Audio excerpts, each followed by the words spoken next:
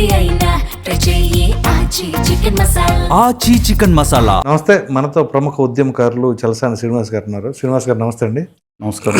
నమస్కారం సార్, ముందుగా రాష్ట్ర వ్యాప్తంగా జరుగుతున్నటువంటి నిరసన కార్యక్రమాలు అదేమిటి అంటే డిఎస్సిలో అవకతవకలు అని చెప్పేసి ప్రతిపక్ష పార్టీ అయినటువంటి వైసీపీ ప్రతి నియోజకవర్గంలో కూడా ఈ యొక్క కార్యక్రమాలు చేపడుతూ ఉన్నారు. అక్కడక్కడ ఉద్రిక్తమైన వాతావరణం కూడా నెలకొని ఉంది. సో దాన్ని ఎలా చూడాలంటారు? కోర్టులో పిటిషన్లు వేస్తే కొట్టివేసినా కానీ ఇంకా వాళ్ళు కావాలని ఇలా చేస్తూ ఉంటే డిఎస్సి అభ్యర్థులు ఎవరో లేరు, వృద్ధుల్ని లేదా సంటి పిల్లల్ని లేకపోతే కూలి పని జనరేషన్ జెడ్ కదండి వచ్చింది. అదే మిమ్మల్ని అడుగుతున్నాను సార్ అని ఓ ప్రక్కన ఆరోపణలు వస్తూ ఉన్నాయి. సో అసలు దాన్ని ఎలా చూడాలంటారు? ఆరోపణగానే చూడాలి. అంటే ఆ నిరసన కార్యక్రమాన్ని ఎలా చూడాలి? దాంట్లో ఎంతవరకు నిజాయితీగా చేస్తున్నారా, రాజకీయంగా చేస్తున్నారా, ఏంటి? సరిగ్గా 2019 ఎన్నికల ముందు ఢిల్లీలో ఎన్నికల కార్యాలయం ముందు కూర్చుని 37.5 డిఎస్పీ పోస్టులు ఒకరికి ఇచ్చారన్నారు. ఓకే, 37 అంటే పక్కన ఇచ్చిన మా ఎమ్మెల్యే గారు అరకొడ ఉందని అన్నారు. సిద్ధాంతం ఏంటి వాళ్ళు చెప్పుకోవాలి అన్నారు. అది దాదాపుగా 95% జనంలో ఎస్టాబ్లిష్ అయిపోయింది. ప్రభుత్వం ఇచ్చిన 2% వెళ్ళింది బయటికి. ఓకే, ఇవాళ తెలుగుదేశం పార్టీలోనూ వాళ్ళు చేసే రాజకీయం ఏంటి? తెలుగుదేశం జనసేన కూడా ఆ రోజుల్లో ఈ భూ యాజమాన్య పద్ధతి వేస్తే వాళ్ళకి వెళ్ళిపోతుందనే ఉద్దేశం. ఎవరు రాజకీయం వాళ్ళు చేస్తూ ఉంటారు. ఓకే, ఇవాళ దీన్ని రాజకీయ కార్యక్రమం మీద కూడా తీసుకున్నారు. అందులో వాస్తవం ఎంత అనేది 2 విషయాలు ఉంటాయి. అంటే మొత్తం దాన్ని వ్యవస్థీకృతంగా పేపర్ లీకేజ్తో పోల్చారు. పేపర్ లీకేజ్ జరగలేదు. ఇండియాలో మిగతా చోట్ల నాకు తెలియదు, కానీ ఆంధ్రప్రదేశ్లో గత 14 సంవత్సరాలుగా గత 13-14 సంవత్సరాలుగా ఒక్క అవశేషంగా బైఫర్కేషన్ వచ్చిన అవకాశం ఒక్క ఇష్యూ తప్ప ఏ రోజు కూడా ఆంధ్రప్రదేశ్లో పేపర్ లీకేజ్ జరగలేదు. ఐదర్ ఇట్ ఈస్ కానీ లేదంటే ఇది ఫ్యాక్ట్. ఇది కేంద్రంలో జరుగుతూ ఉన్నాయి, లేదా మిగతా రాష్ట్రాల తెలంగాణలో పబ్లిక్ సర్వీస్ జరిగింది, చాలా జరిగింది. అవును, సరే, ఎంత ఆర్పు పక్కన పెట్టండి. ఇవాళ as per Andhra Pradesh is concern ఈ విషయంలో పేపర్ లీకేజ్ జరగలేదు. లేదు. తర్వాత వాళ్ళు ఏదో ఆరోపణలు వర్గాల కురాలకు ఇచ్చారనే ఆరోపణలు కూడా వాళ్ళ లెక్కలో అది కూడా కాదని తెలిసింది. కోర్టులోకి వెళ్తే ఆధారాలు ఇమ్మన్నారు, అక్కడ కూడా జరగలేదు. కానీ అంటే నాకు ఇప్పుడు కొత్తగా జరిగే డిఎస్సి ఎగ్జామ్స్లో ఈ కండిషన్ ఏదైతే దాన్ని కొంత సెలెక్టివ్ కండిషన్స్ ఉన్నాయో కొన్ని ఎగ్జామ్స్ ఇది మినహాయించినట్టు పెట్టారు. అంటే దీంట్లో లోపం జరిగిందనేదేనే వాదన. ఆ వాదనలో న్యాయం ఉంది. కానీ జరగకూడదని పెట్టాం మేము అనేది వీళ్ళ వాదన. మీకు అర్థం? ఇప్పుడు కండిషన్ వాడుకునే అవకాశం ఉందన్నప్పుడు అది వాడుకోకూడదని వాళ్ళు పెట్టినప్పుడు ఇది అందుకని మనం కన్సర్న్ తీసుకోవాలి. ఇక రెండో విషయం, దాంట్లో అభ్యర్థులు లేరంటే మొన్న జెడ్లో ఢిల్లీలో జరిగిన దాంట్లో ఇదే ప్రశ్న పెట్టారు. దాంట్లో వచ్చిన 10,000 మందిలో ఎంతమంది ఉన్నారని ఉత్తర భారతీయ జనతా పార్టీ పెట్టారు. దాంట్లో చనిపోయిన ఆత్మహత్య చేసుకున్న వాళ్ళ తండ్రులు కూడా కొంతమంది పాల్గొన్నారు. అందరూ పాల్గొపోవచ్చు, 500 పాల్గొచ్చు. రైట్. అందుకని నేను కర్నూలులో కనుక్కున్నాను, చాలా మంది వచ్చారు. కర్నూలులో అభ్యర్థులే 50 మంది, 100 మంది వచ్చారు. మన అన్ని చోట్ల రాలేదని ఎలా చెప్తాం? ఇప్పుడు దీక్ష చేసేవాళ్ళు అందరూ వయోవృద్ధులు, నాకన్నా నాకు అంకుల్ లాంటి వాళ్ళు కూడా దాంట్లో పాల్గొన్నారు. వాళ్ళ స్ఫూర్తిని రక్షించాలి మనం. దేనికి? జెడ్లో వచ్చి కలిసి వచ్చినందుకు వాళ్ళ స్ఫూర్తిని అభినందించాలి. జన్ ఆల్ఫా కూడా వచ్చారు. జన్ ఆల్ఫా తెలుసు కదా? ఆల్ఫా జగన్మోహన్ రెడ్డి గారు ఉన్నారు. ఇంతవరకు ఆల్ఫా ఎక్కడొచ్చింది? ఆల్ఫా గామా అంటే 2011 తర్వాత పుట్టినాళ్ళు అంటే చిన్నపిల్లలు 14 ఏళ్ళు 13 ఏళ్ళు. గామా బేటా గామా కూడా వస్తారు నెక్స్ట్ 2027.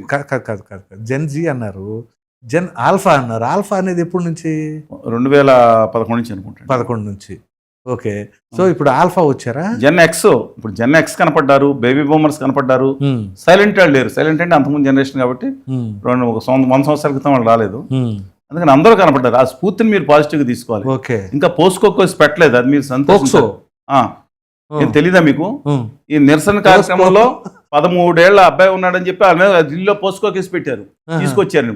పోస్కో కేసుకి అబ్బాయి వచ్చి వాళ్ళ అన్నయ్య అన్యాయం అయిపోయాడు అక్కడ అని వస్తే ఆ అబ్బాయిని తీసుకొచ్చినందుకు నిర్వాహకుల మీద పోస్కో కేసు పెట్టారు. ఆంధ్రప్రదేశ్లో పెట్టలేదు. ఇంకా ఇదేం కర్మ దౌర్భాగ్యం నాకు అర్థం కావట్లేదండి. అలాంటి ఇక్కడ కేసు పెట్టలేదని మీరు పెట్టలేదని కాదు, ఇది పెడతాం ఏంటో కర్మ ఏంటో, దట్ ఇస్ డిఫరెంట్ ఇష్యూ. సరే, coming back to the point, కొన్ని చోట్ల మాత్రం నేను వ్యవస్థీకృతంగా జరిగింది అని కానీ ఉమ్, లేదంటే పేపర్ లీకేజ్ జరిగింది కానీ చెప్పలేనండి.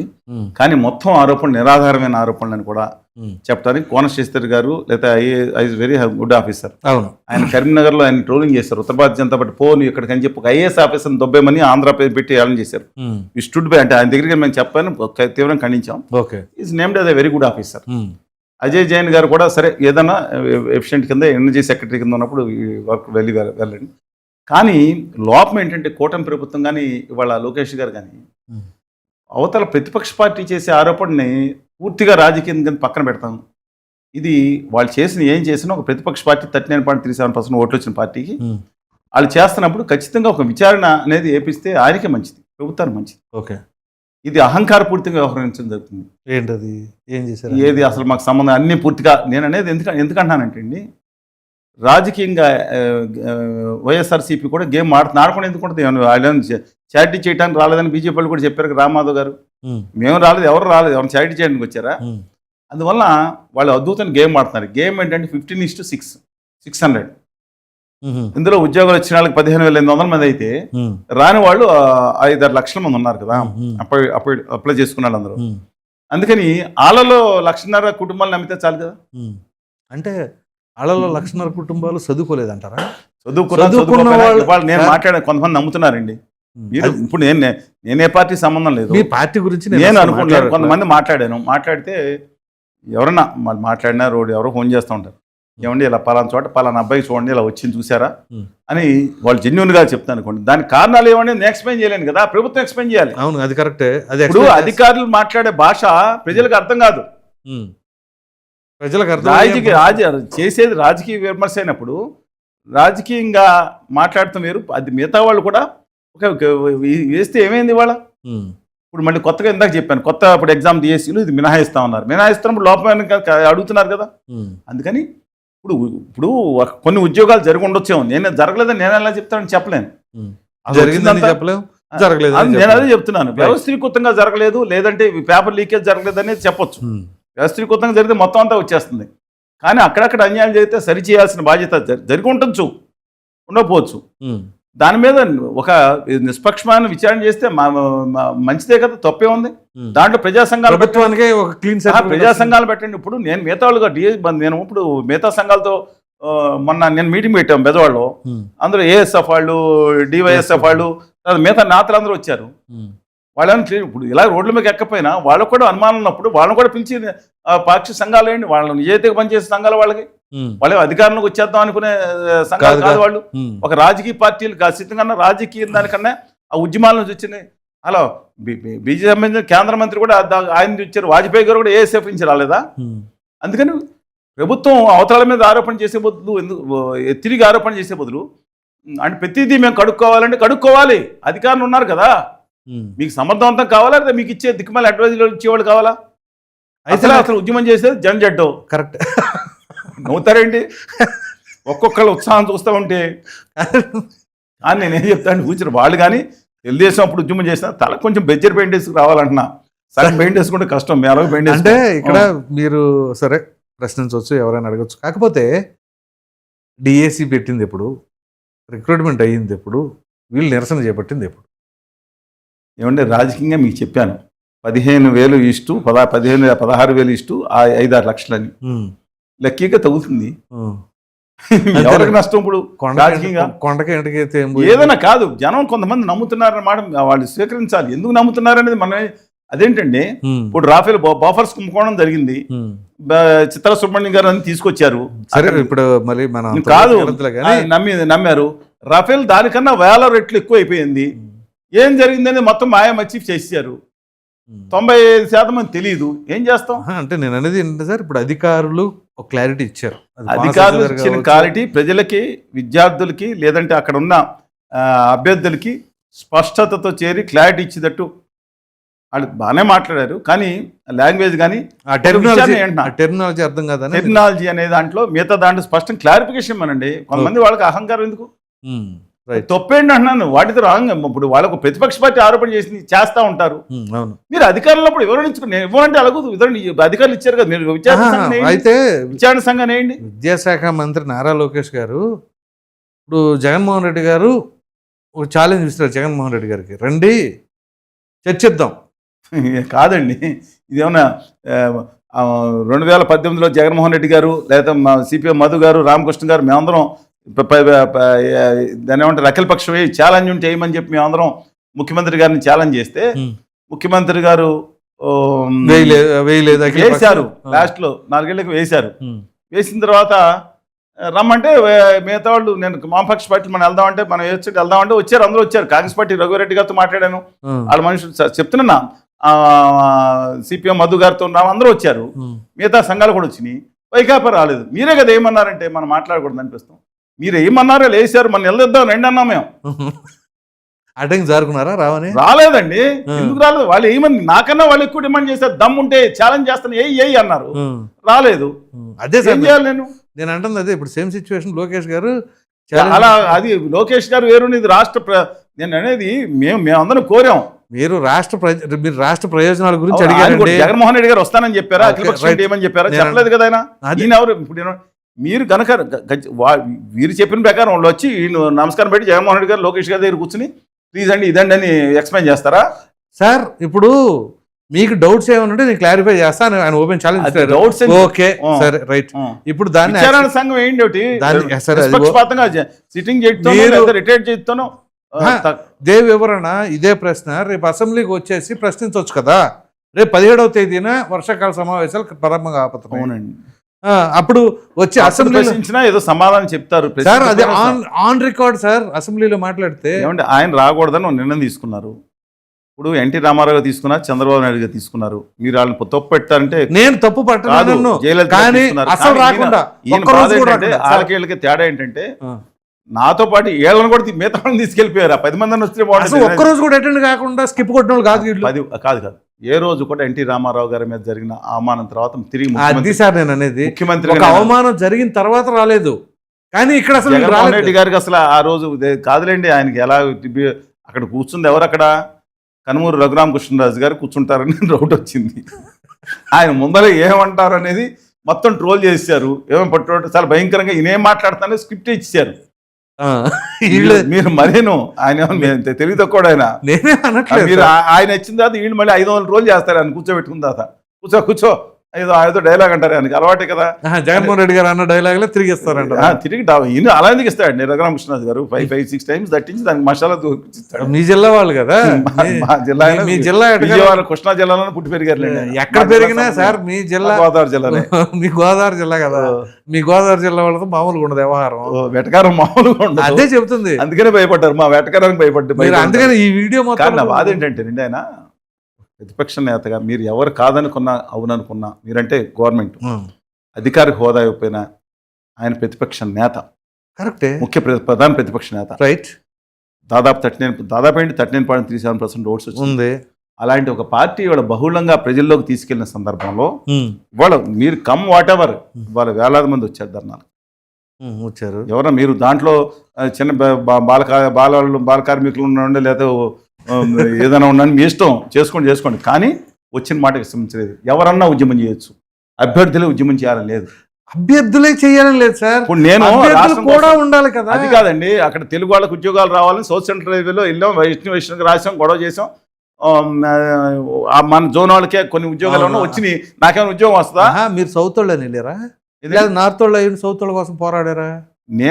నాకు సౌత్ సెంట్రల్ రైల్వే ఇక్కడ మాకు లోకల్ గా ఇవ్వాలని చెప్పి చేసాము.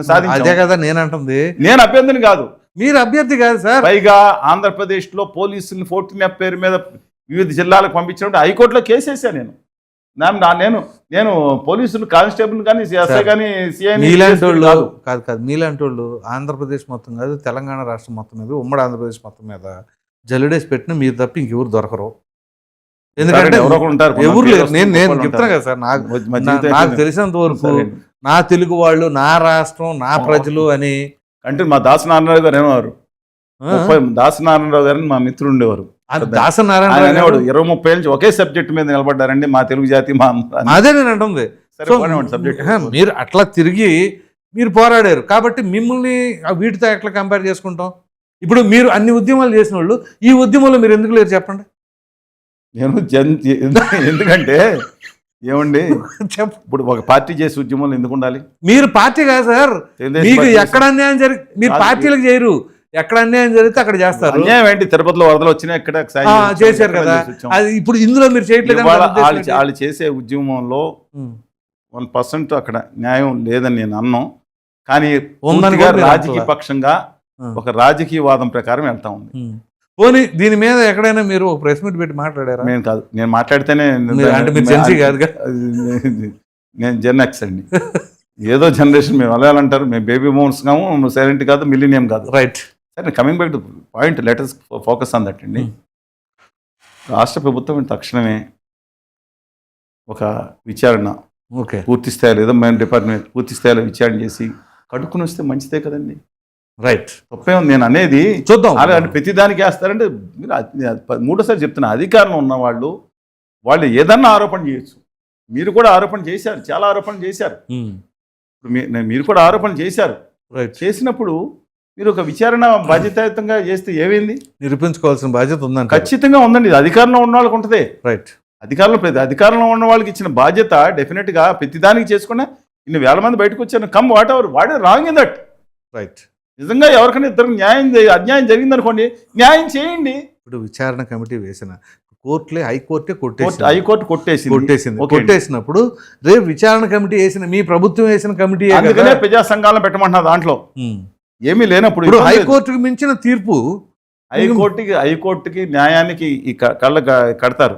అది దాని సూత్రం వేరే ఉండొచ్చు. నేను హైకోర్టులో ఇచ్చిన ఏమంటే, మీరు ఎన్టీ రామారావు గారు సినిమా చూడలేదు? మా ఎవరు సినిమా పేరు చెప్పండి, రాత్రికి చూస్తాను. మీ ఇష్టం. మా దాసనారాయణరావు గారి సినిమా ఉంది, బొబ్బిలి. చూసాను. కోర్టుకి న్యాయానికి అని చెప్పి శ్రీదేవి గారు రాకుంటారు. అలాగే ప్రతి కోర్టులో ఒక న్యాయం మారిపోతే ఏది న్యాయం అంటారు మీరు? మరి ఏది న్యాయమైనా కోర్టుకే కదా వెళ్ళేది.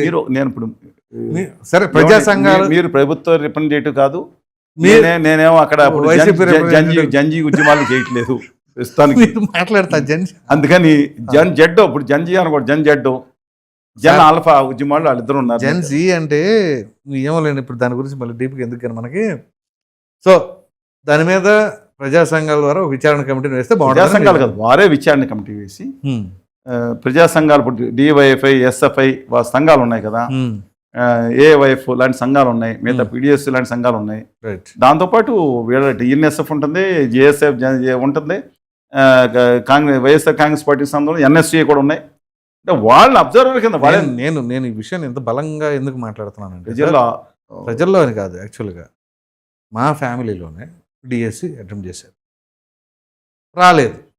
కానీ డిఎస్సి ఎలా జరిగింది ఏంటి, అది టెట్ దగ్గర నుంచి వీళ్ళ ప్రిపరేషన్ ఎట్లా ఉంది, రాసి వచ్చిన వెంటనే వాళ్ళ రియాక్షన్ ఏముంది, నాకేం ఫీడ్బ్యాక్ ఇచ్చారు అనేది నాకు తెలుసు ప్రాక్టికల్గా. నేను అందుకని చెప్పాను, వ్యవస్థీకృతంగా కానీ, పేపర్ లీకేజ్ కానీ, లేకపోతే మిగతా దాన్ని కానీ, లేకపోతే ఏదేది వాళ్ళు వాలంటీర్ల విధానం కానీ, లేదా సచివాలయ విధానంలో కానీ జరిగింది అలా నేను అంటలేదు. రైట్. బట్ దాంట్లో లోపాలు జరుగుతుందని బాహుళ్యంగా ప్రజాబాహుళ్యంలో వేలాది మంది వచ్చి రోడ్ల మీద నిలబడ్డప్పుడు దాన్ని నిరూపించవలసిన బాధ్యత ప్రభుత్వం పైన ఉంటుంది. ఖచ్చితంగా తప్పుదారి వాళ్ళు ఎవరన్నా పట్టిస్తే నాకేం నష్టం లేదు. అవును. ఇప్పుడు వాళ్ళు వేయాలి. రైట్. ఎందుకంటే వాళ్ళ గురించి కాదు, ఈ 6 లక్షల మందిలో కనీసం ఒక 50,000 మంది అన్నా అలా నమ్ముతారేమో అని చెప్పి ఖచ్చితంగా వాళ్ళ గురించి వాళ్ళు రేపొద్దున ఎగ్జామ్ రాయంటే వాళ్ళ బాధ. I'm not bother about this political party and ruling party. I'm not bother, I'm least bother about these people. ఆ 6 లక్షల మంది ఆవేదన ఏదైతే కొంతమంది ఫీల్ అవ్వకూడదో, వాళ్ళు మళ్ళీ వచ్చే ఎగ్జామ్స్కి నీతిగా నిజాయితీగా మనకి ఎగ్జామ్స్ ముందుకు ప్రిపేర్ అవుతారు, ముందుకు వెళ్తారు. లేకపోతే నిర్లిప్తత వస్తుంది. ఇవాళ ఢిల్లీలో జరిగింది. నేను ఎందుకు ధర్మేంద్ర గారు, అమితాబ్ బచ్చన్ గారు రాజీనామా చేశారు, ప్రధాని గారు రాజీనామా చేయలేదని ఇష్యూ అక్కడ తెలుసు కదా మీకు. ఇష్యూ అమితాబ్ బచ్చన్ గారు ధర్మేంద్ర ప్రధాని గారు రాజీనామా చేశారని వచ్చింది. నేను అన్నాను, ధర్మేంద్ర గారు రాజీనామా చేశారు, ప్రధాని గారు రాజీనామా చేయలేదంటే కాదని ఒకటే పేద అంటారు అండి. అది గొడవ ఇప్పించింది. నాకు అర్థం కావట్లేదు, ఏంటి విచిత్రంగా ఉంది. ధర్మేంద్ర, అమితాబ్ బచ్చన్, లేదా చాలా మంది ఉన్నారు కదా, శక్తి కపూర్ రాజీనామా చేస్తారనుకున్నా.